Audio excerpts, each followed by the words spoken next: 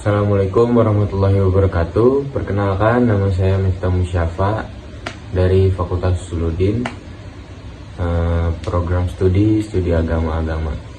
Di sini saya akan menjelaskan tentang apa itu hadis, sunnah, khobar, bid'ah, dan kedudukan sunnah di samping Al-Quran.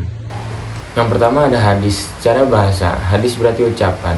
Secara istilah, hadis adalah segala sesuatu yang disandarkan kepada Nabi Muhammad, baik perbuatan, perkataan, persetujuan maupun sifatnya. Hadis menjadi pedoman penting dalam Islam. Perkembangan hadis. Masa Nabi, disampaikan lisan sedikit yang dicatat agar tidak tercampur dengan Al-Quran. Masa sahabat dan tabi'in, hadis mulai ditulis dengan disebarluaskan.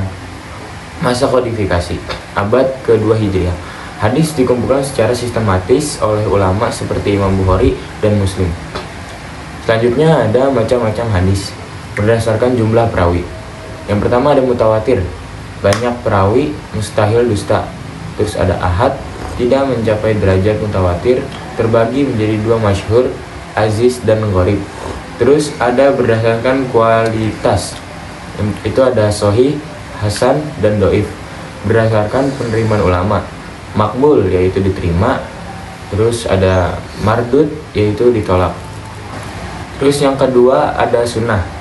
Sunnah adalah segala sesuatu yang berasal dari Nabi Muhammad, baik ucapan, perbuatan, atau persetujuan yang menjadi sumber hukum dan juga petunjuk dalam berakhlak. Makna sunnah sebagai sumber hukum sinonim dengan hadis. Dalam fikih, amalan yang dianjurkan tapi tidak wajib. Terus selanjutnya ada macam-macam sunnah.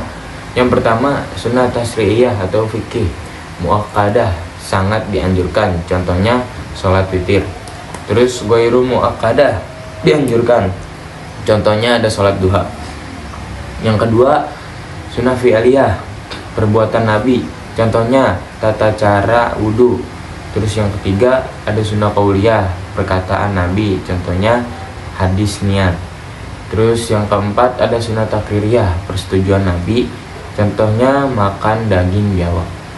Yang lima ada ghairu tasri'iyah, kebiasaan Nabi, contohnya gaya makan dan berpakaian Nabi. Selanjutnya saya akan menjelaskan apa itu khobar. Khobar secara bahasa berarti berita. Dalam ilmu hadis, khobar sering menjadi sinonim dari hadis. Dalam kitab Bulughul Mahram, khobar merujuk pada hadis hukum yang bersumber dari Nabi. Khobar terbagi menjadi yang pertama, mutawatir, banyak perawi. Terus ahad, sedikit perawi. Terus ada perbedaan hadis, sunnah, dan khobar. Yang pertama hadis, laporan tentang Nabi, ucapan perbuatan, persetujuan. Sunnah, kebiasaan atau ajaran Nabi, termasuk hadis dan praktik lain. Terus khobar, lebih umum, bisa berarti hadis Nabi atau berita lainnya. Terus ada bid'ah.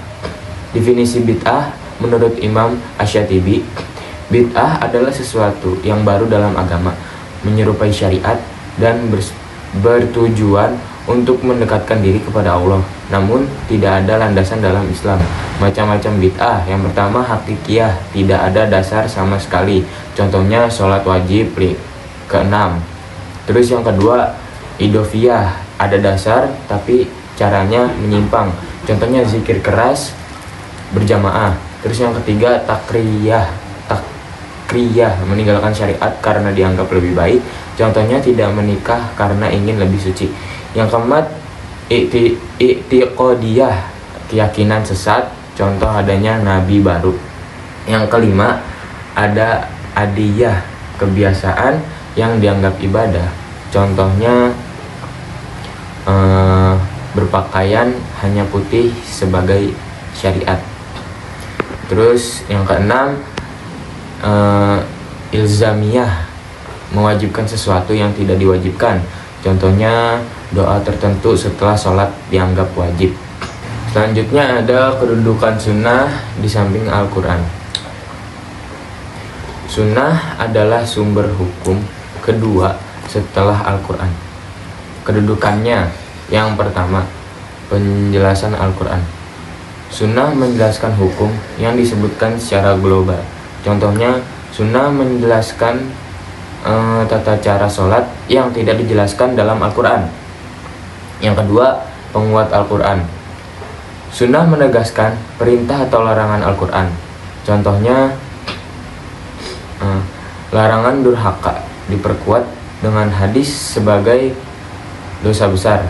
Yang ketiga, pembatas keumuman Al-Quran. Sunnah memberi batasan hukum yang disebut secara umum dalam Al-Quran. Contohnya, hukum potong tangan hanya berlaku di atas nilai tertentu. Terus yang keempat, menetap hukum baru. Beberapa hukum hanya ditemukan dalam sunnah. Contohnya larangan makan daging keledai jinak atau tata cara sholat id. Oke teman-teman, mungkin cukup sampai di sini penjelasan saya tentang apa itu hadis, sunnah, khobar, bid'ah, dan kedudukan sunnah di samping Al-Quran. Kalau ada kata-kata yang kurang berkenan, mohon dimaafkan. Wassalamualaikum warahmatullahi wabarakatuh.